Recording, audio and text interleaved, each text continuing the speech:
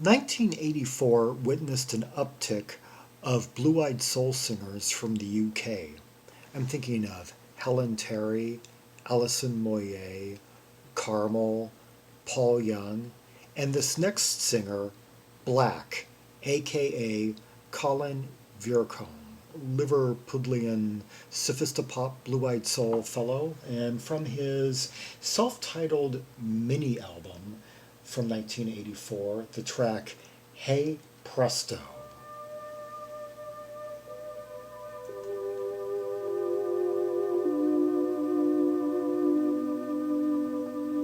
Okay, so far I'm getting, there's a little bit of like an OMD type introductory vibe, but things are about to change.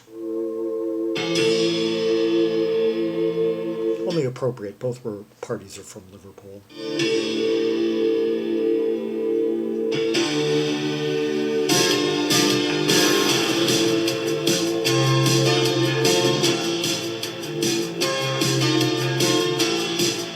And now with this like piano and kind of persistent rhythm quality, I'm getting it reminds me of the Associates in some of their pop era moments, like on the third album, Sulk. Yeah, that really those really grand like sustained piano keys and such. If I was to say to you that I don't care about anybody, that I don't care about houses and money, would you very English voice or a Scoo's accent. This is what your life is for. Tell me, this is what your body is for.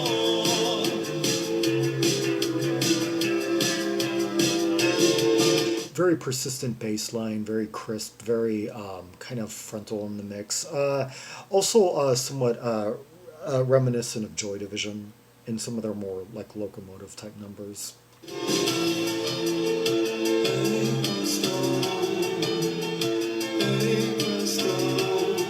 Hear how the bass and the piano are just kind of encircling one another and carrying the structure of the track.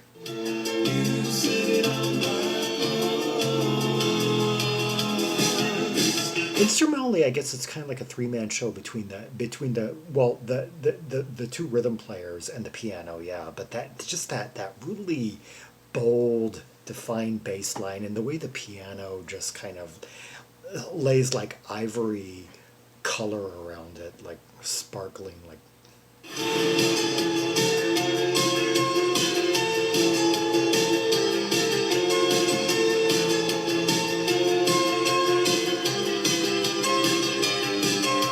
I guess I'm also a little bit reminded of Talk Talk, like something off The Party's Over. All I do is think about her in the life. All I do is try not to be myself. Try not to bore myself. Ah, right there. The counterpoint, the interplay, piano, yeah. Dun, dun, dun. So like classy, so ivory, so like suited up. Well, just like the vocalist. I've been kissing the night sweat. I'm in love in the shadow. But even so. Vocals of this period have a certain character to them, a certain like debonair quality that you just didn't hear vocalists like this during the 70s. It kind of like slowly came into vogue at some point during the early 80s, and like by 1984 I guess it was just kind of like the sound of the decade. I'm just trying to think, like I guess like the early 70s vocalists were very much inspired by the caterwauling blues vocalists from like the Mississippi Delta and the Chicago blues scene, and that really uh, that and the operatic tenor wailing, those two influences on like between like the symphonic bands and the hard rock blues rock bands. 70s vocals tended to have like a really kind of let's just say it would range from the Let It All Hang Out vibe on the blues rock end to the more kind of melodramatic, oftentimes pained delivery on the more kind of European influence side. And this, though, has like a certain fastidiousness about it that is more in line with like uh, jazz pop crooners from like the 1930s through the 1950s or so. Just like a period in music that wasn't really being harkened back too much, like a decade beforehand, prior to the sophistopop era.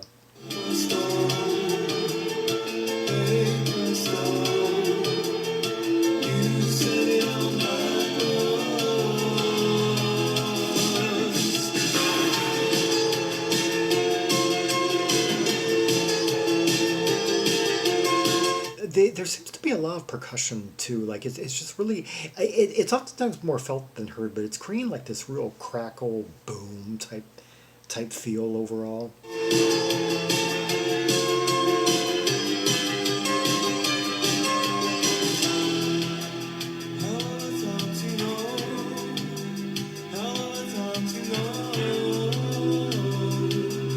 Sorry, I couldn't find the lyrics anywhere.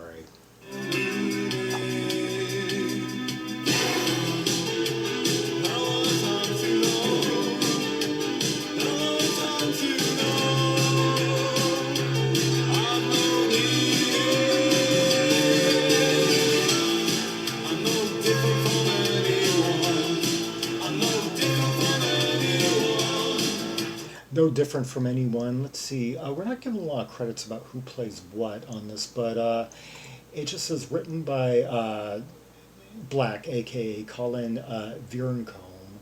Yes, who was 22 when this was recorded, and sadly passed away 3 years ago due to sustained injuries from a vehicle accident. Yeah.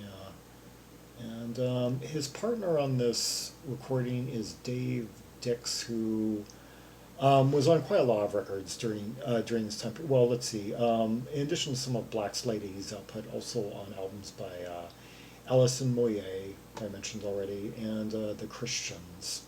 Yeah.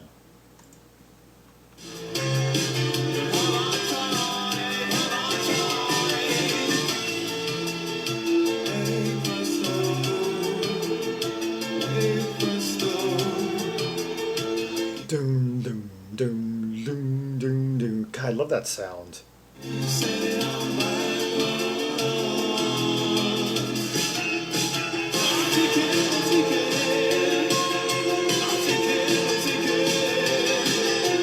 I wonder what kind of effect is being used on the piano to give it. It kind of just has like this certain sustain about it. It's like at once it's very like clean, and yet it seems to kind of like reverberate somehow and create more of like a full, even after the notes are hit. It kind of like adds a certain tonal color and fullness. I mean, because there's really only like three instruments going on here overall. Like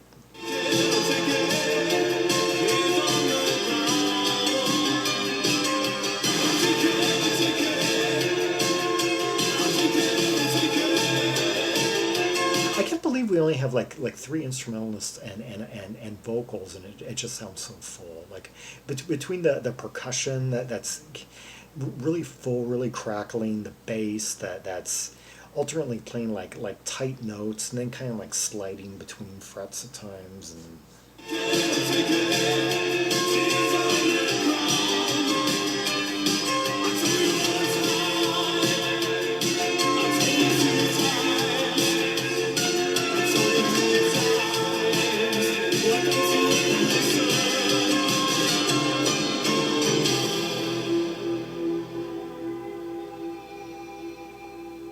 just now as I was hearing those fade out notes, maybe there actually was some like faint synth strings low in the mix that were adding to the sonic fullness. Yeah, that was Hey Presto by Black. I guess also released on Black's 1984 mini album, And I guess also released as a single in its own right. Yeah, let's hear another track from this mini album, More Than the Sun.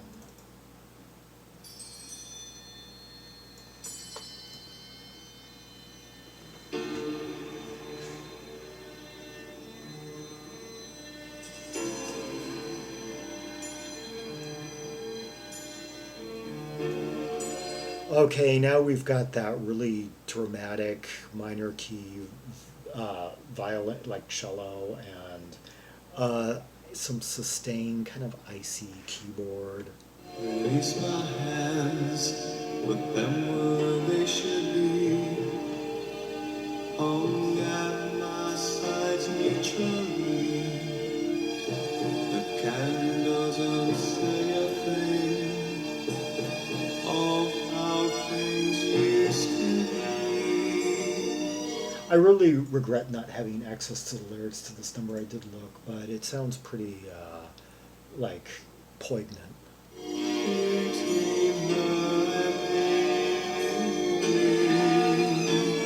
See my face on the street on the horror. Once again, real full sound, just like an open. Well, even though it's kind of like bleak, it just it feels like in a dark kind of like tunnel, but with a really high wall and just with like light beckoning in. She said would come, but not how she said it would be. When it meant to her, what it means to me. Okay, now scratch that last metaphor. I'm thinking more of like an abandoned, haunted mansion with no furniture, high ceilings, large rooms, and open windows with wind blowing in and the curtains being blown inward. No light, just kind of dark. The only light is just the light coming in from the outside. And just lots of wind blowing through the rooms. And kind of paint peeling from the walls, yeah, kind of.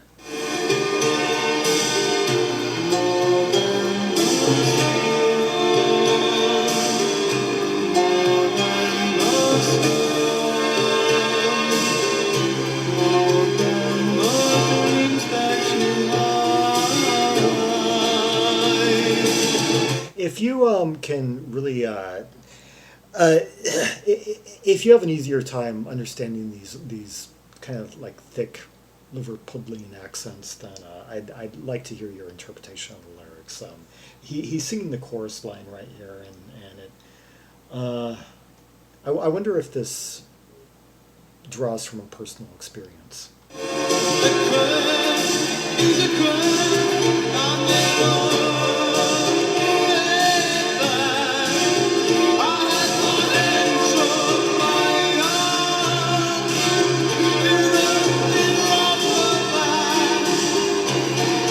I can't make out the lyrics, but yeah, I just got a comment. Yeah, a beautiful sequence of really swelling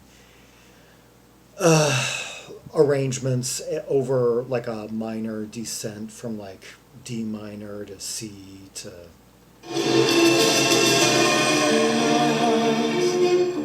And not how they should be, and crossing the burn down my face. Now we have this like drop out of the rhythm section and just like the colliding chamber elements, strings. Just like they said they'd be, when she finished with me. When she finished with me. It's how she meant to be.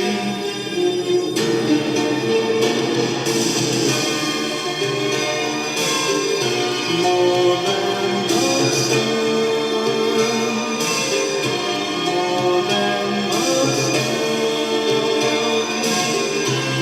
more than the dreams that I. Basically a D minor, C, B flat, A, more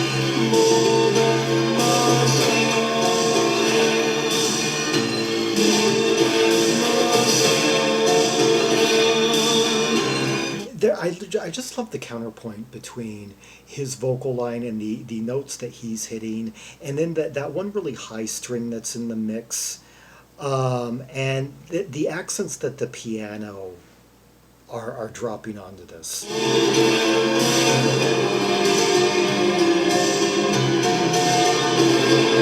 And then, of course, the kind of boom of the kettle drum.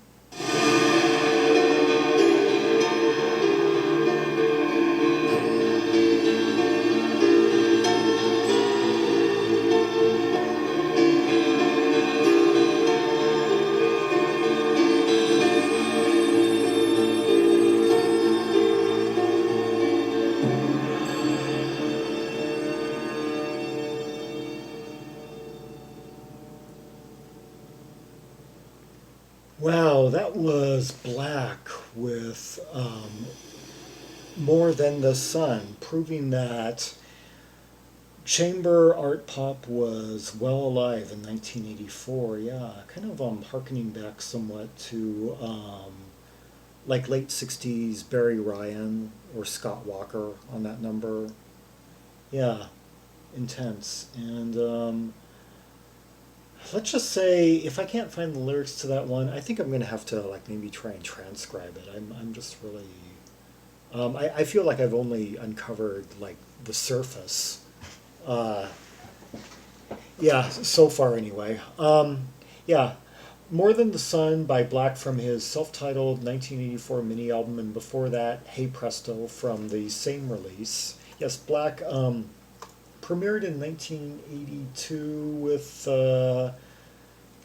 or 81, 82, put out a couple of singles. Oh, this actually originally came out as a single in 1982 on the Wonderful World of, oh, some indie label. Oh, yeah. A little small press that put out a release by Wah and a release, oh, an early release by It's Immaterial. Yeah, another great sophistopop band that I guess put out a bunch of singles between 1980 and 1985, but didn't finally put out an album until 1986. But that's a topic for another whole segment. Yeah, and Black wouldn't ultimately release a full-length album until 1987. Yeah, and then he released back-to-back albums in 1987, 88, and then I guess reverted to his real name. I guess, yeah. At some point, I think he started releasing just as Colin. Oh, that was no, that was later. That was like in the late '90s. He started releasing titles under his real name. Yeah, Colin Vearncombe. Yeah, and quite the stylish guy too. As is most people in this vein of music. Yeah, I had that basically the return to kind of like the classic Hollywood type look with the slicked back hair and suits and all that. Yeah. Anyway, for more rubies and sapphires from the early releases of Black anyway, see the directory of albums by English B artists linked in the description below. Like and subscribe, follow me on social media, and leave a comment if there are any observations that you have about the two tracks that we just heard, the layers, the instrumentation, the harmonic nuances between the strings, the piano, like on the second number, or the bass and piano, and how the percussive elements played into all that, how the production enhanced things, the vocals, the impassioned delivery of Black, and the lyrics, if you could understand them in real time, or if you have access to a lyric sheet. I'd really like to know your impressions of those. Yeah, and until next time, this is Zaragon, the world's most ear-traveled Trimax, most signing off.